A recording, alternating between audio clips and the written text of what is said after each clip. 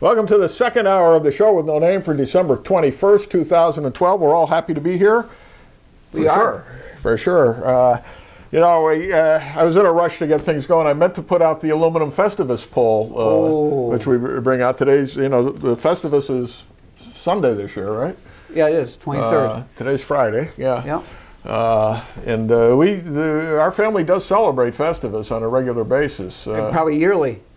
Yearly, yeah, for the most part.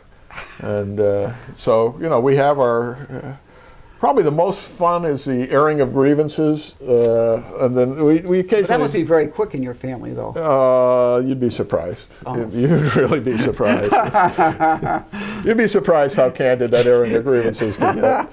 And we often have friends over. Pete and Mary Rose have been coming with the kids. I don't know if they're coming this year or not. They air their grievances as well? They air their grievances, yeah. And does it have to be kept within the family, or can be with anything? No, it's your grievances with each of the people at the table. Yeah.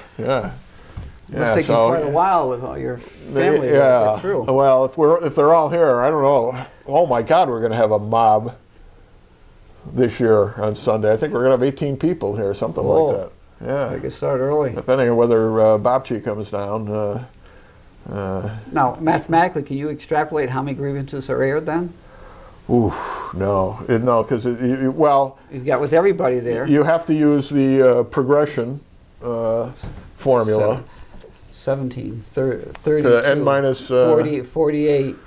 63, 77. Yeah, it's a lot of grievances. 89. If everyone grieves about everybody. 100. I guess we're going to skip airing of grievances this year. Okay. I'm usually at the. I get some rather harsh ones, actually. Really? Yeah. A congenial host would have. Hey, you'd be surprised. You'd be surprised, you know. I would be. Prophet is without honor, even in his own country. Yeah. All right. Well, anyway, so that's Festivus. And back in the olden days, when the feats of strength were arm wrestling, I did pretty good, actually. Did you? Yeah. Well, you were a lot bigger than most of the people back then. Now they're... Well, that's true. That's true. Yeah. I'm sure Laura doesn't beat you very often. Laura could beat me now. Yeah. She did her Christmas concert at St. Mary's Institute the other night with her kindergarten class. Oh, they were so cute. What did they sing? Rudolph the Red-Nosed Reindeer, among other numbers, and yeah, it was adorable. I videoed it, but I kept it private, you know, just for the family, because I don't know whether the other kids want their pictures up on YouTube or not. So I had no one's permission. So kept it private. Have you been following my Uncle Nilo Geromini pictures? Yes, I have. I posted a bunch this morning from his Christmas collection. Yeah. Oh, well, because I was wondering, I'm going through the, going through the album where they should have been, and I got a lot of his pictures. And I said, I'm missing some of the Christmas shots, because I distinctly remembered what they were. My cousin Nancy was just so freaking photogenic growing up. She was a perfect model. She was a perfect model for him, and she could pose from the time she was 2 months old. She was expressive in her photograph. Real pretty girl. She still is. I mean, she's older than me, so she's getting up there. But I'm trying to think, when was she born? Because she was a baby. She was an infant when my parents got married, so she must have been born in '48. Anyway, so the Christmas ones are up. There were like 7 of them, and Mary had them. She had seen my Facebook post, and up popped the collection this morning, waiting for me. And she had taken those out because we used to do the fun shots. We followed his trend of doing fun shots of the kids growing up, Christmas shots. And we got, grabbed some ideas from Nilo, and he was our inspiration. What a photographer. God only knows what's out there in the collection. I've never seen a lot of it. So recently I saw, very recently, I mean, I went to visit my Uncle Bob and Aunt Joanna in Franklin, this fall, it was maybe a month before I went back for the funeral, so it wasn't long ago, a couple months ago. And he whips out this portrait of Luigi Germini, my great-grandfather, my maternal grandmother's father, Luigi Germini, who was Nilo's father. It was like from the cover of Life magazine, this portrait he did. His father worked in a foundry in Franklin. A horrible, dusty job. He ended up dying of brown lung disease. He hacked himself to death, literally. Broke his back coughing so hard. Yeah. Never knew him. He died just before I was born. Anyway, so Luigi comes home from work one day, and Nilo still lives with them. And he's in his work clothes. He's got this Italian peasant cap on. He's got a 2-day growth of beard. And this photograph is just fantastic of capturing the guy in all his charm, as well as his hard work and his background, and it's all there in the map of Fornelli in his face. And black and white photography does that so much better than color. Color photography. I mean, look at some of the photographs from the Dust Bowl and the farmers out there. I mean, you can feel what they're feeling. Right. But if it were colored, it wouldn't feel like anything but a picture or something. Right. Black and white photography does that, and that's why a lot of great photographers still use black and white photography as opposed to doing color. It's fantastic, absolutely fantastic. So, I do not yet have a copy of that. I've twice now tried to get my my cousin Nancy's daughter Julie to cough it up. Make a copy, because she has it. She says, I have that picture hanging in my living room. Well, that's fine, share it with me. And it's one of only 2 pictures I've ever seen of the gentleman, of Luigi Germini. I didn't even know this existed. And I think he had taken another one of Luigi's brother, Zio Torello Germini, who I do remember Torello. Wow, great people. I have the most wonderful family on my mother's side. I'm not denigrating my father's side. My father's side is just a lot smaller, but my mother's family is huge, and there isn't anybody in it that I don't adore. They're just great people, and I grew up thinking everybody was like them. Such a disappointment. When we went to Aunt Betty's, Aunt Betty and Uncle Harry died within 24 hours of each other, so everybody was gathering. I could have stayed there for days. Just spending time with each one of them. It was just terrific, just terrific. Anyway. Let's see. We covered the end of the world pretty much last hour. Yeah. It didn't end. No. We're still good. I guess there's nothing left to be said. I love that cartoon that I shared of the 2 Mayans. Hey, you want a beer? Well, I got to finish this calendar. Well, I guess if I don't, it's not the end of the world. There are all kinds of stuff like that, but that was the best. That was the best. These poor people who are taking it seriously. Honest to God. Especially since there is no Mayan prophecy. It's just that the calendar recycles. So that's it. We don't have to get past 2012. I don't know whether you're using Gregorian or the Julian calendar. Now that could be an issue if they were basing it upon the wrong calendar. No, they weren't. They were just basing it on the solstice. All right, okay. Which comes the same. No matter what you call it, the solstice comes every year, right? Yeah.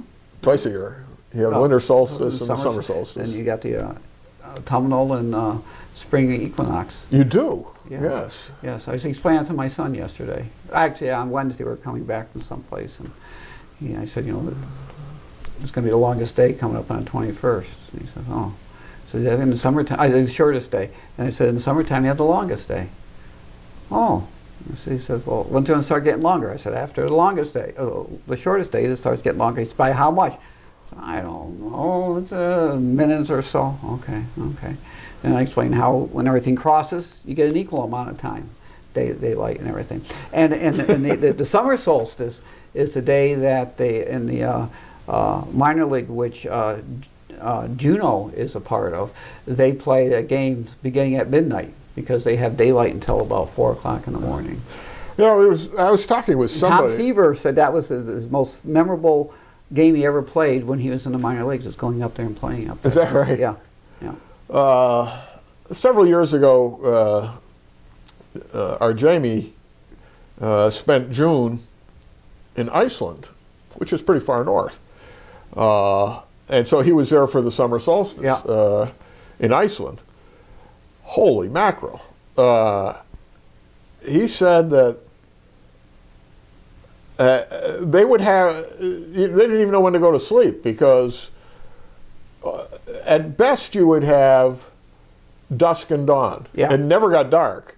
The sun went down for maybe 2 hours, and that was it. In other words, over the horizon. But you could literally just sit there and watch the sun go down and the sun come up. Yeah. Yeah. When we took the kids to Russia, we were up in St. Petersburg in beginning of July, and the kids were out throwing the frisbee around like at 2 o'clock in the morning, just good. And it does, but it messes up your time clock, just like this time of year does mine. I mean, it's dark at 4:30, like time just never passes. Yeah, I mean, even in this summer we were out in Idaho about that time. It was the end of June. Unbelievable how much longer. Plus we had plus we're on Pacific time, on the cusp of Mountain time, and it was really confusing. It was really confusing. Anyway, let's see what else we got to talk about. The Rip Van Winkle thing, I think, is absolutely fantastic. That? I read that the other day, and I said, "Wow, this is great." It starts out thusly. I'm going through my notes, finishing up my book. Okay, my book on Amsterdam in World War II. Right. Where do we find such men? And so I'm flipping through the notes I took from all the recorders. You recall I went through every single recorder from 41 to 46. And in 1944. I made a note on a story about Cranesville's Rip Van Winkle, because in addition to my World War II stuff, anything I found interesting, I just jotted a note in my notebook. Sure. So I go back and I find the story. And it's absolutely remarkable. All right, the story is this fellow named Petrus Groot, G-R-O-O-T, who is... The article said he was the grandson. I think he was the great-grandson of a survivor of the Schenectady massacre of 1690. So this is an old Dutch family that has been in New York since there was a New York. You'd think after getting burned and captured by the Indians, you'd want to retreat a little. No, the Groots decide the next generation goes further west. And they end up essentially being the first settlers in what is now Cranesville, New York, which is in the town of Amsterdam. In other words, it's just a mile outside the city limits, or so, couple. And now just step back and think about Petrus Groot being born in 1744 in what is now Cranesville, New York. Can you imagine what life must have been like? It was the distant frontier. Yeah, it was. I mean, even I don't know whether Sir William Johnson was just getting started about that time. Probably he died in 1774, I think. Yeah. So I mean, so he may have established his trading post or whatever, but he was certainly You know, this is before the French and Indian War, 20 years before the French and Indian War. Well, not 20. He wasn't the Baron yet. Yeah, a few years before the French and Indian War. So this was really, and imagine the winters. I mean, you had to stock up on enough food because you couldn't go to Price Chopper. That's for ding dang sure. No.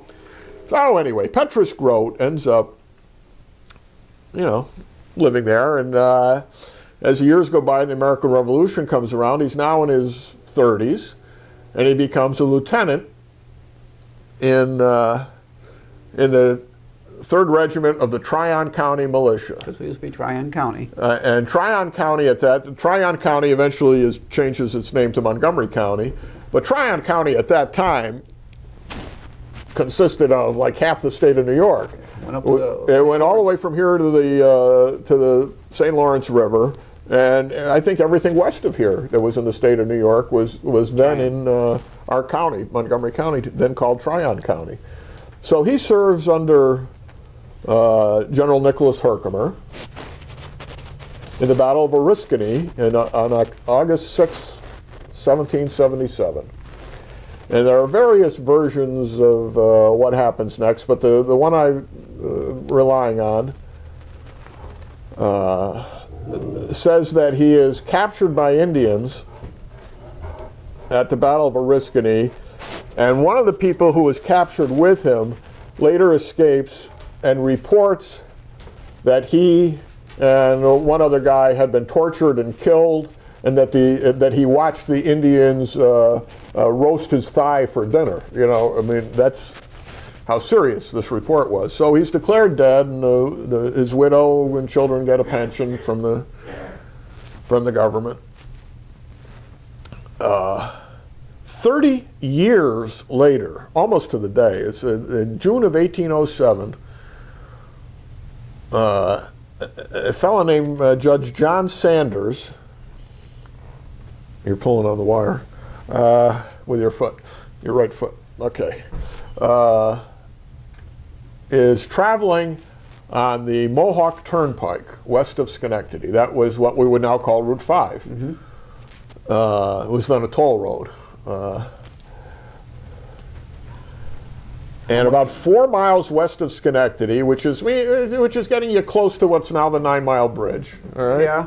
More or less, past Scotia, somewhere in the town of Glenville.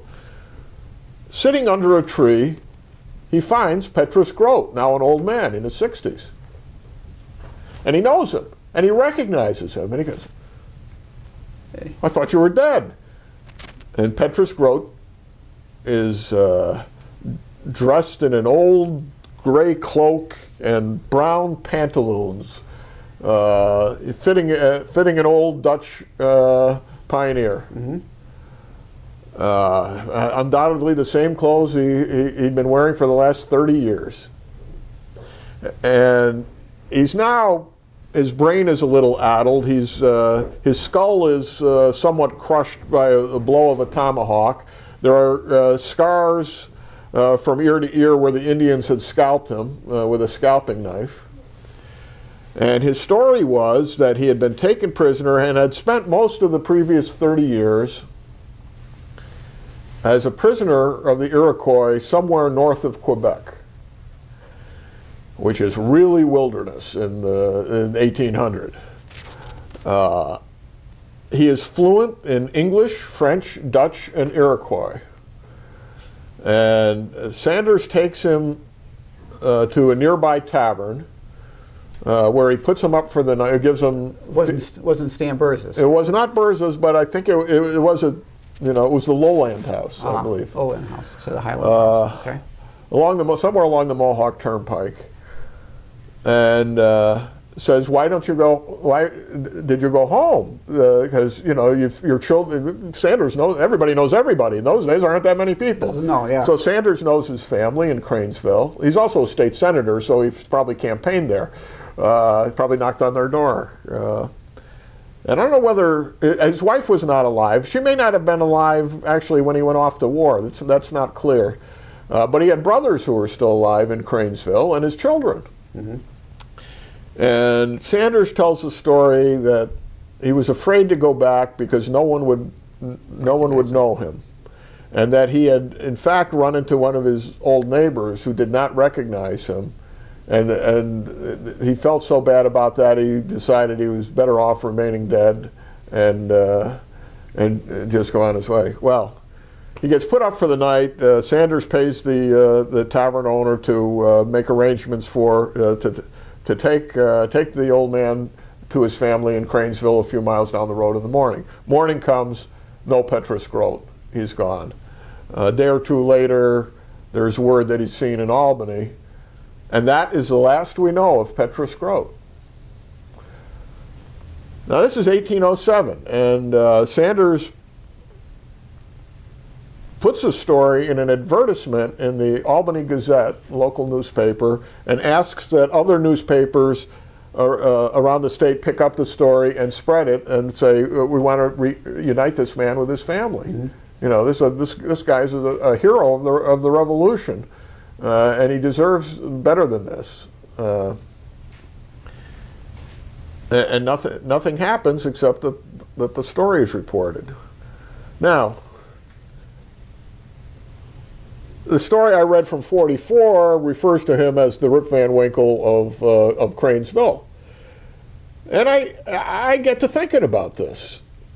So I look up, when the heck did Washington Irving write this story? Washington Irving didn't write his story till like 1819, 12 years later. So, when this story of Petrus Groot would have been floating around. And I hadn't read Rip Van Winkle in a long time, but there were all kinds of elements of this story reminiscent of Irving's story. The description of the pantaloons. The description of the people not recognizing him when he came home. Of course, Rip Van Winkle has a happy ending.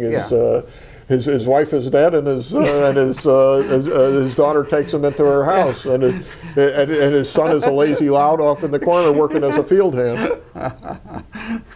And a descendant of his dog doesn't recognize him and barks at him. You know? So I start thinking about this, and I said, well, geez, you know, Washington Irving was a New Yorker. He might have known this story. So I add this to the posting I did of the story on the historic Amsterdam League Facebook site. And our contributing editor, the city historian, then pops in with, hey, did you forget that Washington Irving had two sisters who lived in Johnstown, that he was coming through this area all the time, and that during the War of 1812 he served as an military aide to the governor of New York, and probably would have been in Albany at least in 1812? Yeah. Oh. So we've then pretty much concluded that this is the story. So I was doing some other things, but then I get curious and now start plugging in Petrus Groot and Rip Van Winkle. And it turns out Rob and I were not the first people to make this connection. And I came across this great analysis done in 2005 based on an analysis that was done in 1935 of the whole thing. So and it turns out that Washington Irving not only might have known about this, Irving was practicing law in Albany and Schenectady during the time period when this letter, he had just been admitted to the bar, and he never practiced very long, but he did start his practice during that time frame. And undoubtedly would have known Sanders, who was a judge and a lawyer, and there weren't that many members of the bar in those days.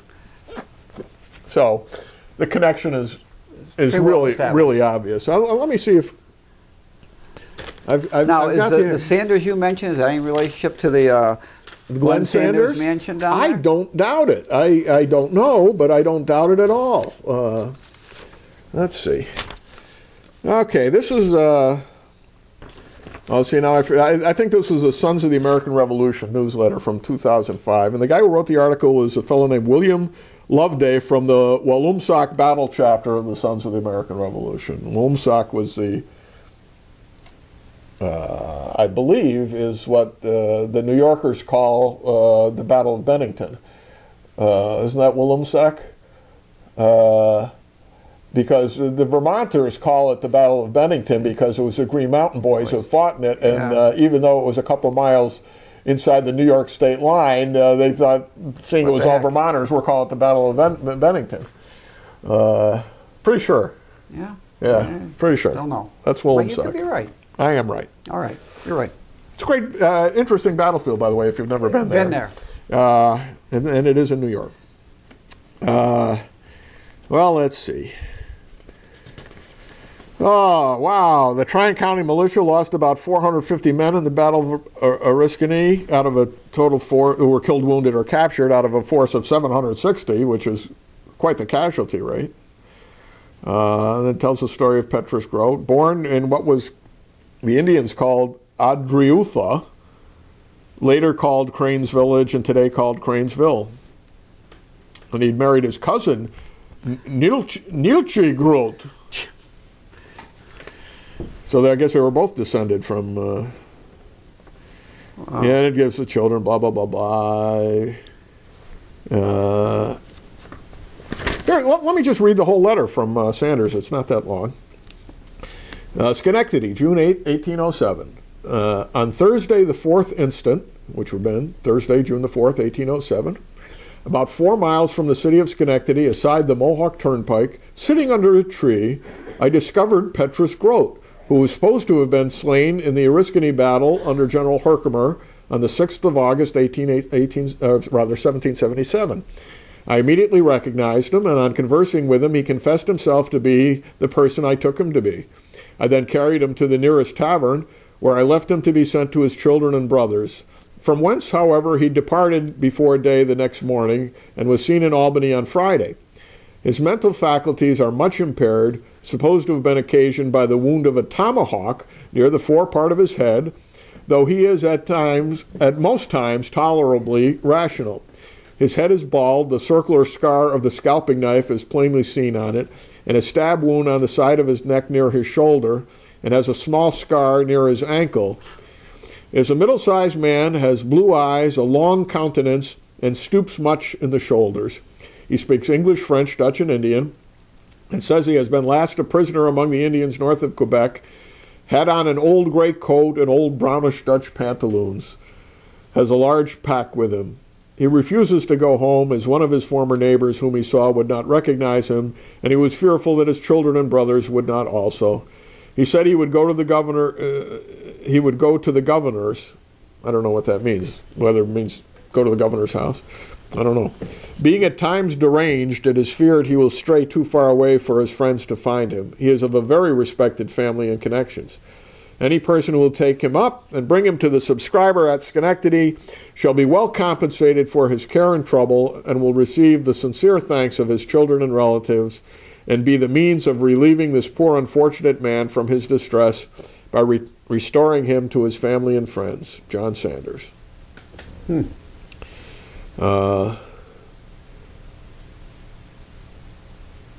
Let's see.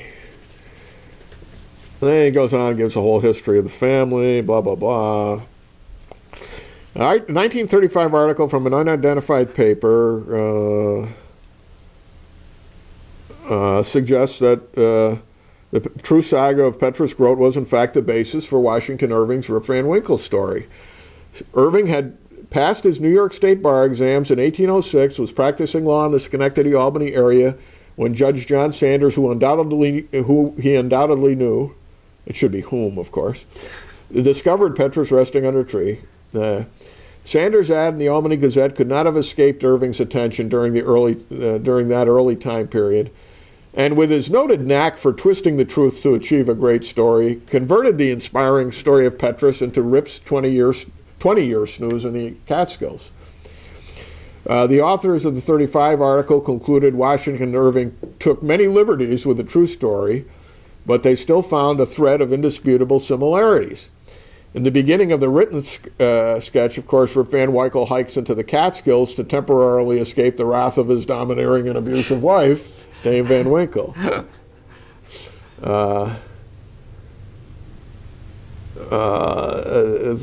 where he found a company of odd-looking personages playing at 9 pins, dressed in quaint, outlandish fashion. Some wore short doublets, others jerkins with long knives at their belts, and most with enormous Dutch breeches.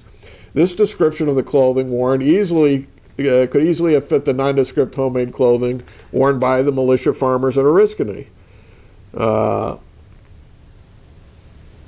The company of odd-looking personages, which was Hendrik Hudson's crew, was led by a commander who was a stout gentleman with a weather-beaten countenance, a fitting description of General Herkimer.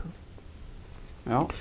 Irving also described the 9-pin players as maintaining the gravest faces and a mysterious silence, nothing interrupted, and stillness of the scene, interrupted the stillness of the scene, but the noise of the balls, which rolled like thunder. Men fighting for their lives in an ambush of the magnitude encountered at Oriskany would naturally be dead serious and appear grave and silent. And all around them was the deafening roar of black powder guns firing and echoing among the hills and ravines so famous at Oriskany. That's a little stretch. Literary critics believe the author shortened the period from 30 years to 20 to better fit the romantic tale of Rip. Yeah.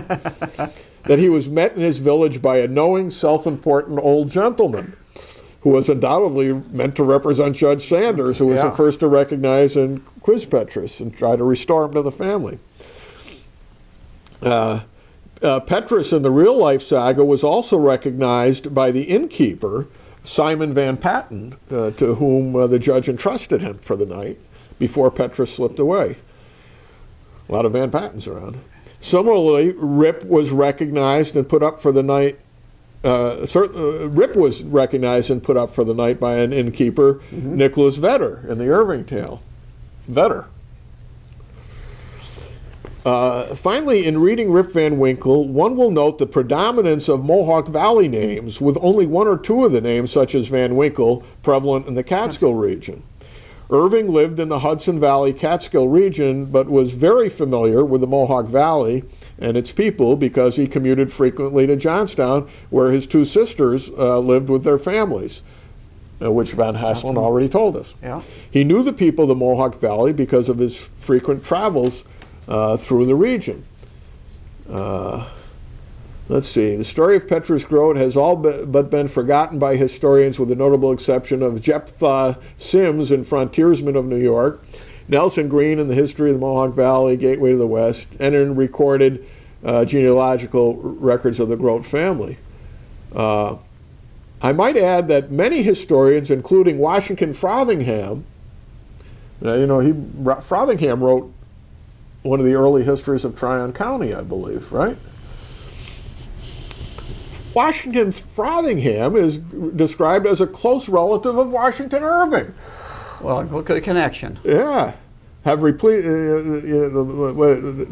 it says about him is irrelevant, but that's fascinating in and of itself. Yeah. Everything's twined together. Isn't that something? And now, I had never heard that mentioned before I came across the 1944 article. No. But you would think, with all the, the legend of Rip Van Winkle is one of the quintessential early American stories. It in fact is the first great American short story, and it established a whole genre, and it established Americans as capable of writing as well as anybody. I love Washington Irving. I've got his complete works up in the attic now. That were put in a collection like in the 1890s. I bought them all in a used bookstore someplace. Even what might be considered his minor works are just fantastically written. I just can't get enough of them. He does these little mysteries and stories within stories within stories, and he never really topped Rip Van Winkle and Legend of Sleepy Hollow, but his later stuff is terrific. He did major biographies of Christopher Columbus and George Washington, which was the last work he wrote, Muhammad, Oliver Goldsmith. You know, he gave up the fiction after a while and started writing the non. But his Tales of the Alhambra, the legends from Spain are fantastic. Nice. Just a wonderful writer. But now I think we need to promote this. I mean, there's not even a plaque alongside the road saying the real Rip Van Winkle lived here. No, no, there's nothing. And I think we need to promote that. Boy. Find out where the old Groot farm was. That shouldn't be too hard. We'll find it in the rolls. You know? Yeah. Well, that's something for us. Yeah. Something for the future, anyway. But I think that's great. Terrific. You came across it, and then all of a sudden, a couple of things fall into place. Yeah. Yeah.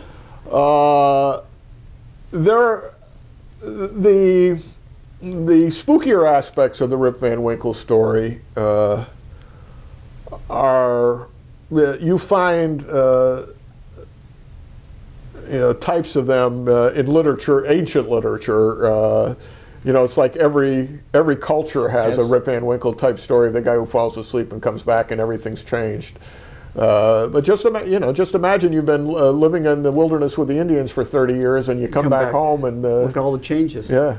Well, just think. And it's the same time frame. Rip Van Winkle falls asleep just before the American Revolution and wakes up. And the tavern has changed. Yes. The tavern is still there. It's not Tory anymore. But it used to be the King George Tavern, and it's now the George Washington Tavern with the same face and a different color coat. Yeah. There you go. You know. I'm Rip Van Winkle, a loyal subject of King George. God bless him. Yeah. And then they're ready to lynch him when he says. You know. But you know, you just think, you know, 30 years ago here, you know, how much change has occurred in 30 years. Right. You know, 30 years. Well, look at poor Peter Thomas, who came back after 30 years and couldn't find out how to get through his house. He ends up couldn't get there from here. Ends up going to Perth to get back to Locust Avenue.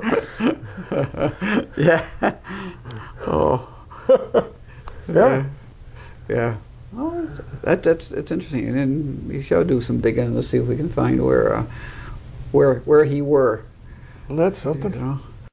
Amazing that Sanders recognized the guy, particularly with the description he gives. Right. Because I mean, it's hard to envision, you know, what people look like at 18 and then when they're 40. You know, what physical changes. And this guy went through some drastic changes. Right. No hair, scars. You know. He probably recognized him because it was one of the same suit. He had. Yeah, same pair of pants. Same pair of pants. Yeah, yeah.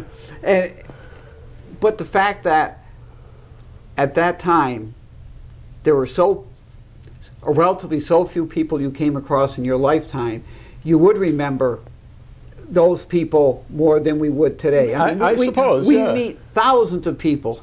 They're several hundred maybe. Right. You know, because you just right. And they were probably in the militia together, and yeah. You know. Sure. You know, even now we sometimes run into people we went to high school with we haven't seen since. Right, and it's like we do, but some of them don't change that much. No, we haven't certainly. We haven't at all. Like look at those baby pictures I've been posting. I haven't changed a bit. No. But, that's a great story. Great story. That's and I get this magazine where they sell military movies by period, you know, and I read yesterday. It just came and I was reading through it, and I saw Jumped Along the Mohawk, Henry Fonda, which is the Battle of Oriskany. That's right. Initially is where he is before he makes his gallop down to the Capital District to get away. But you know, I had when I got What's the name of the magazine? And that's all it is. All we have in there is just war movies. Oh, okay. It's a brochure, and it's okay. So it's not military. It's not a military history magazine. It's it's a flyer, comes out 4 times a year, and it's about this thick. It's got hundreds and hundreds of them of military movies, you know, from here and abroad. You know, a lot on World War II, some medieval stuff, but it's interesting. But Henry Fonda, I was just thinking, I lost my train of thought there. Well, drums along the Mohawk. That's what we got. We got Battle of Oriskany. We're going back. Battle of Oriskany. Yeah. I don't know. Brain freeze. I can't think now. It's gone. Poof. Gone away. If I wake up tonight, and of course, Amsterdam was founded by a vetter. Yeah. What was his first name? Was it Nicholas? Was it? Yeah, Nicholas Vetter. Same as the tavern owner in Rip Van Winkle? Well, maybe not. We would have remembered that if it was. No, it wasn't. It was like Albert or something. Something didn't fit with Vetter, actually. Didn't seem to be a Dutch I think it was Albert Vetter. Actually, they've never really determined whether it's Vetter or Vetter, or know anything about the guy. But he did found Vettersburg. Yeah, I mean, wow. So many quinky dinks. The Groots lived in the town of Amsterdam, I think, before even the town of Amsterdam was the town of Amsterdam, right? It would have been. Huh? It would have been. It would have been, certainly. It became, I mean, the town of Amsterdam was incorporated, I think, as a town later on, I think. I think it was after the Revolution. Because didn't they just celebrate their bicentennial like in the 90s or something like that? I forget. That would have been. I think it was like 1793 maybe. Yeah, that would be about right. And even then it included Perth and Broadalbin, I think. That's right there. That was part of it then. Yeah, yeah. But that's a great story. Wow, and it's nice to know that putting our heads together. Rob and I discovered it ourselves, even though somebody else had already come to the same conclusion. Discovered it without knowing. Without knowing that there was more to the story. But in all fairness, it wouldn't be a great leap to make that conclusion, though. No, but no, especially when it's entitled. The story was entitled "The Rip Van Winkle of Cranesville." Yeah. Obviously puts it to mind, but there's so much in the story itself that puts it to mind. You know, the guy. Especially the old-fashioned clothing that struck me immediately. Yeah. I did go back and reread Rip Van Winkle yesterday. Did you? And, still end up what a great story! What a great piece of writing that is, and in telling this story, you know, there's tongue-in-cheek aspects of it. Some people doubted his version of the story because they thought maybe he was just getting away from his wife and just coming home after all these years. But it's undoubtedly true because then he quotes so many other imaginary sources about about how the Hudson's crew comes back every 20 years and thunders in the mountains. What you know, and you're telling me what a desolate place this valley was when it was the West. I mean, you could go for miles, nothing. Right. It was just the same thing. You know, it didn't change. It's tree after tree after tree. How dense, you know. And you look at, you know, the Mohawk, you know, wasn't a great river to travel by boat on because you had so many rapids. It was a shallow river. It was a big creek more than it was a river. You know, and how difficult it was for these folks to, you know, particularly to travel in the fall of the year, because it was cold. It was these guys got wet. They had to dry themselves out. The fortitude these people have. Yeah, they didn't have a dry set of clothes to get into either. Oh, absolutely. You know, I was when I was up in Sable Valley. I was up there for a year, and I was talking to a guy about. Rogers Rangers, you know, and the stories written about them, and the battle on snowshoes up there and everything, you know, and he was saying, you know, how tough these guys were, and I thought for a second, I said, yeah, these guys were tough, but everybody was tough because for them to go through what they did wasn't a whole lot different from what they did before. Yeah. It's a great leap for us because we are so accustomed to these our creature comforts. Yeah. You know, oh, we get cold outside from it when I come in. These people lived out there. And they were always cold. They were always cold. You know, they're always not full. Maybe they weren't hungry, but they were never full. Right.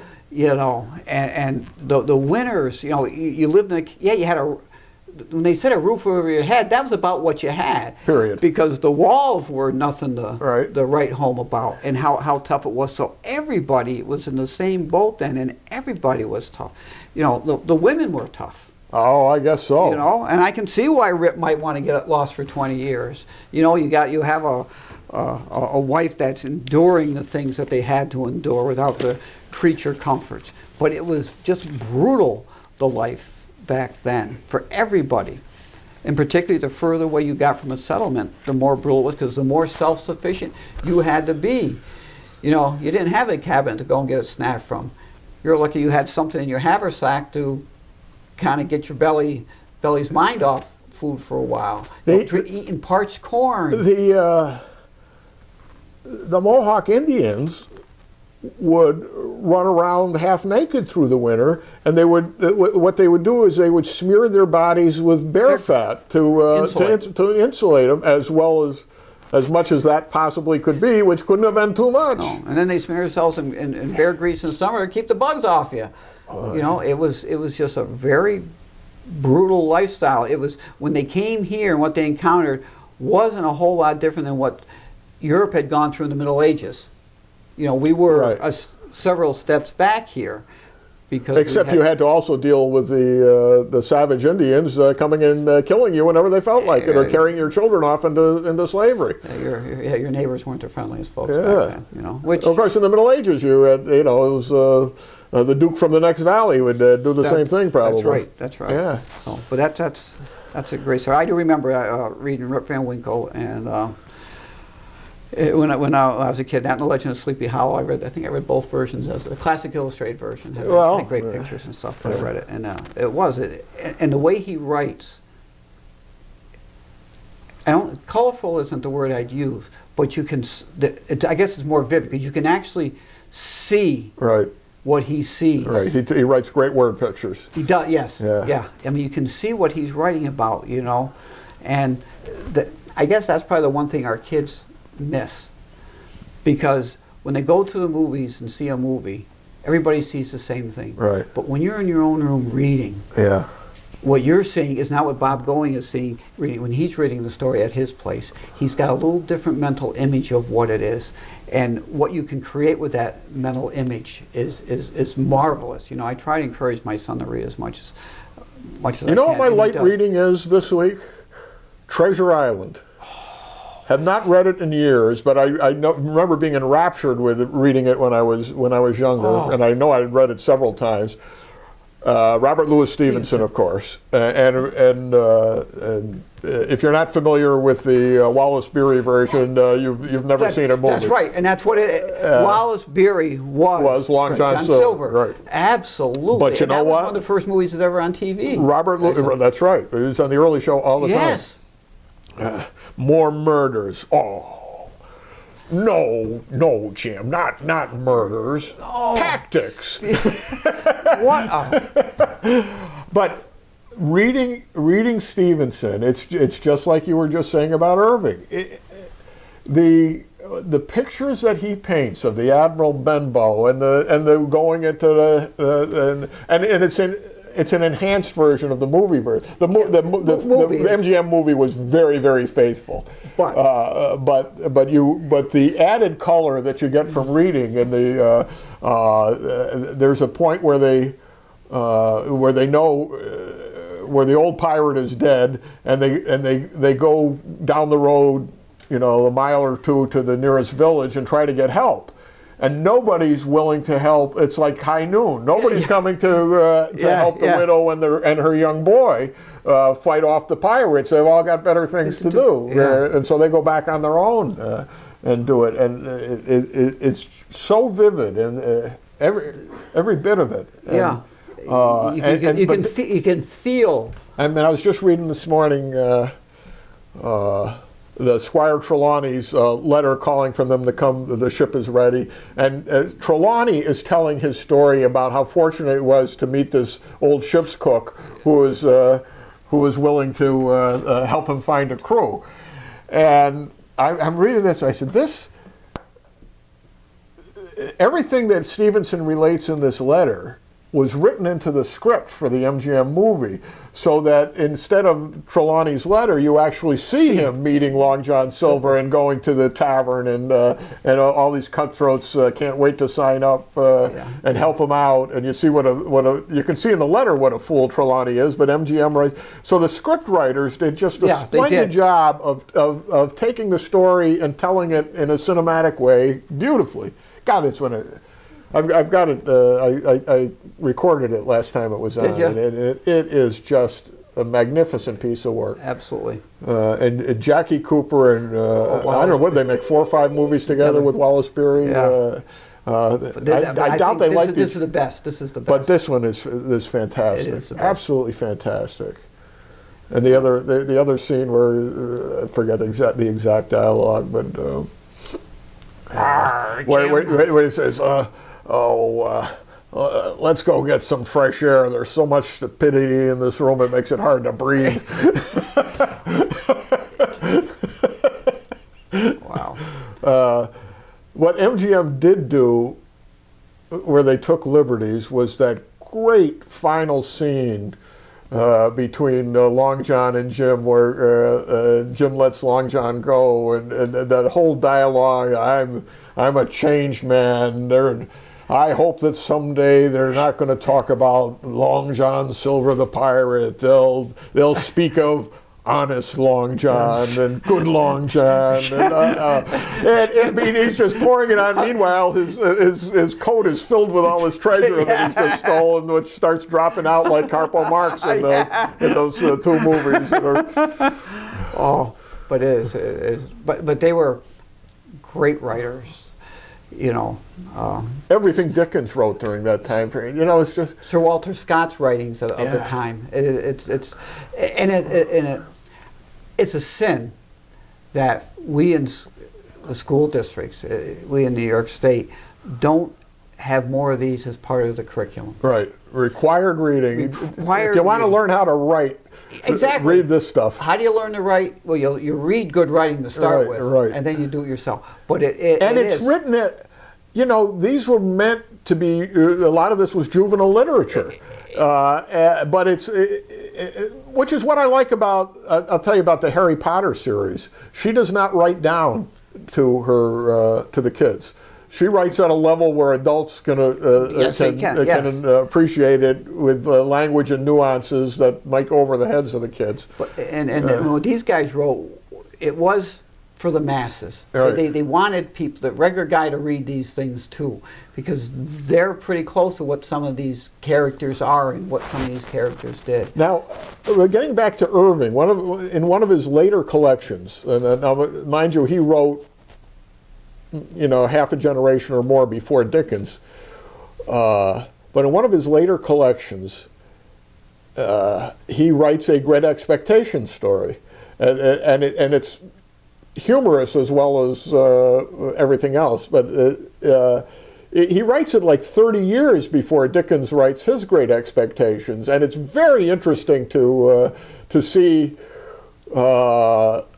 Comparing and contrasting how the 2 of them essentially approached exactly the same subject, and Dickens certainly had to know about Irving's because it was, you know, it was in a popular collection that he had written. It probably was required to. I'm watching the clock over here. What clock? We're about.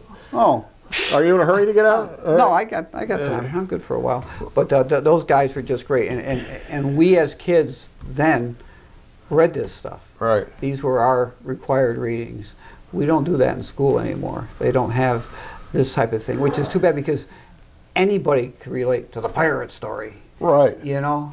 Well, maybe there's too many guns and, you know, it's too politically incorrect. There is no correct and political. Remember that. Yeah. Interestingly, here's in the Dickens, not the Dickens, in the Stevenson story, Long John Silver has a wife who runs the tavern with him, and he's anxious to get back to sea, and there's an aside from Squire Trelawney which says, I think he's anxious to get away from his wife. And the reason he gives is because she's colored. He has a colored wife that he picked up in the Caribbean or something. Yeah. Now, and that's the word he uses, which is kind of interesting for... yeah, because that wasn't a common... Yeah. Well, and it meant a lot of different things. Sure. Certainly to the British, it meant they're Indian or Indian or whatever. Anybody who's darker than pale. Yeah. Wow. Speaking of which, the Indian-American governor of South Carolina appoints a African-American United States senator. Yeah. The first one to serve from the South since Reconstruction. Yeah. And of course, the New York Times hardly mentions it, except when they do, they say he's just a token. Absolutely. Yeah. You're a token unless Republican. He's their kind. That's right. Unless he's on their plantation. That's right. He's just a token. Yeah. He's an up-and-comer, that guy. Yeah. Anyway, let's do a little bit of Christmas. This is I bring this out every year, usually put it on my blog. I haven't got around to it this year, but this is my favorite Advent poem.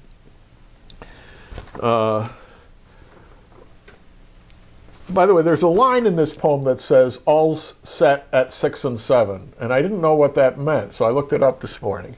All set at 6 and 7. It's a phrase that goes back to Chaucer, but had come to mean, apparently it's a fairly common phrase among the British, or at least was when this poem was written. It means a state of confusion. And they have various theories, the Oxford Dictionary has various theories as to how the phrase originated, but it grew to mean everything's in a state of confusion and chaos. Okay? Otherwise, it made no sense to me at all. Now it does. Okay, now it does. And this is called preparations. Okay? Yet if His Majesty, our sovereign Lord, should of his own accord friendly himself invite and say, "I'll be your guest tomorrow night," how should we stir ourselves? Call and command, "All hands to work, let no man idle stand. Set me fine Spanish tables in the hall, see they be fitted all. Let there be room to eat, and order taken that there want no meat. See every sconce and candlestick made bright, that without tapers they may give a light. Look to the presents, are the carpets spread, the daisy o'er the head, the cushions in the chairs, and all the candles lighted on the stairs. Perfume the chambers, and in any case let each man give attendance in his place. Thus if a king were coming, would we do? And for good reason too, for 'tis a duteous thing to show all honor to an earthly king. And after all our travail and our cost, so he be pleased to think no labor lost.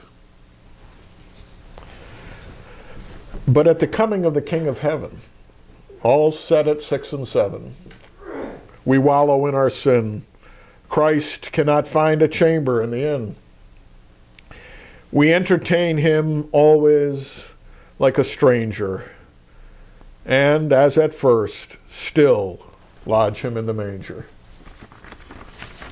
Isn't that beautiful? Who's that by? That was written by the famous English poet Anonymous. Really? He's written in the 16th century. Yeah. I didn't know he realized he was that old. I thought he was more recent. No? No?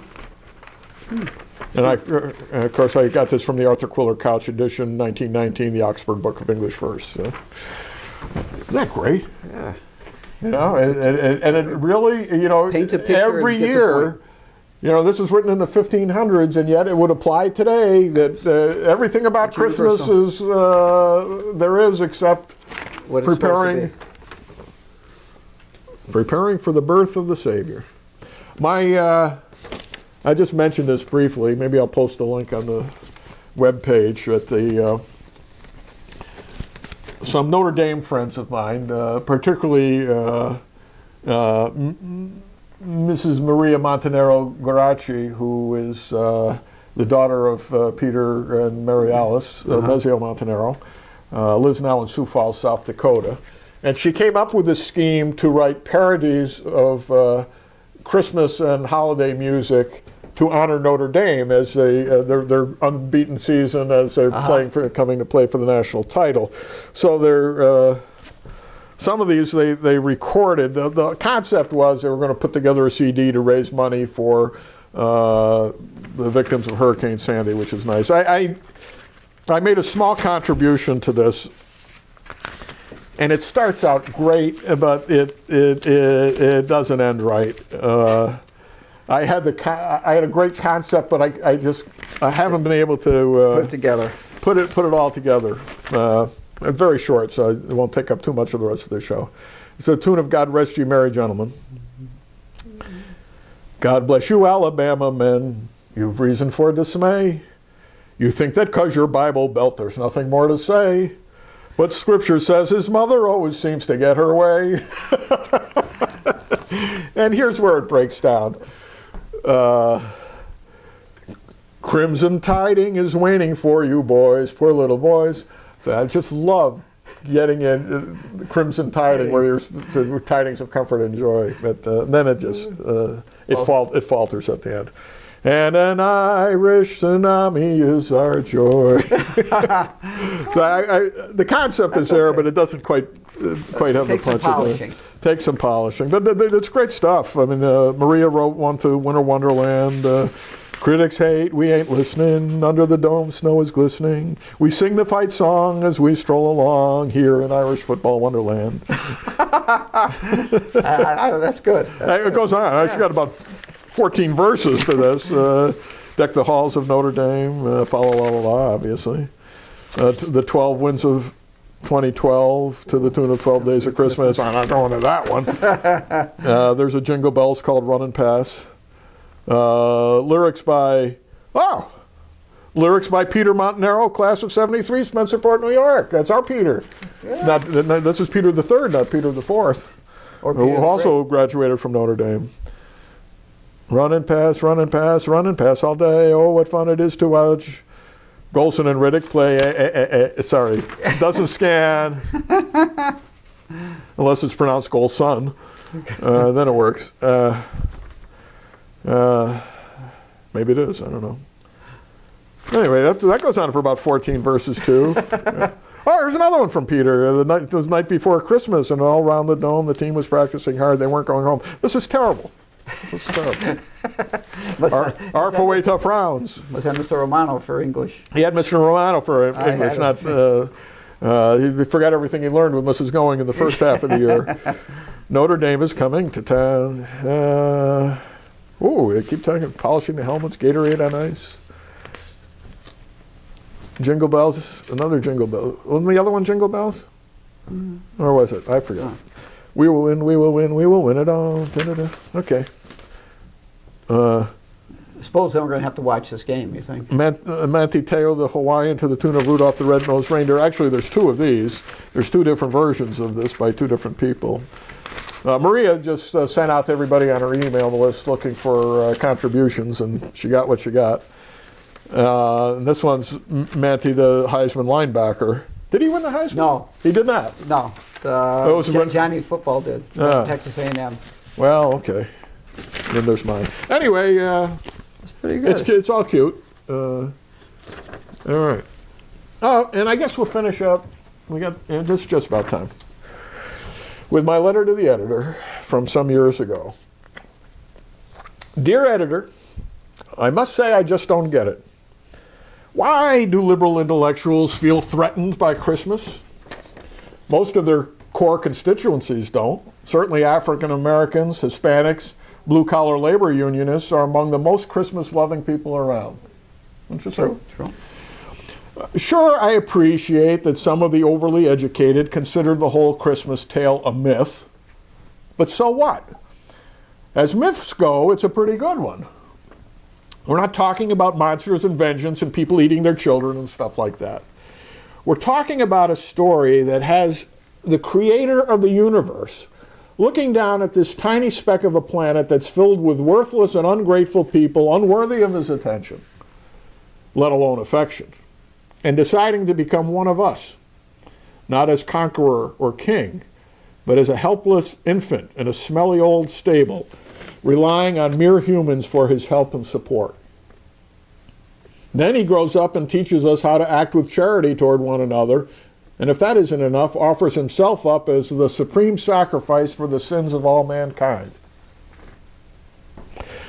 I happen to believe all that, but even if I didn't, it would still seem pretty wonderful to me. And I think I would understand why commemorating the moment when the Word became flesh would be pretty important to most people. And I would hope I would have the good sense to know that when folks said Merry Christmas, they would be saying something to me that is at once both terribly friendly and awesomely profound. I'm Bob Going with Gavin Murdoch. Merry Christmas to all. Merry Christmas. And we'll be back probably next week with more of the show with No Name.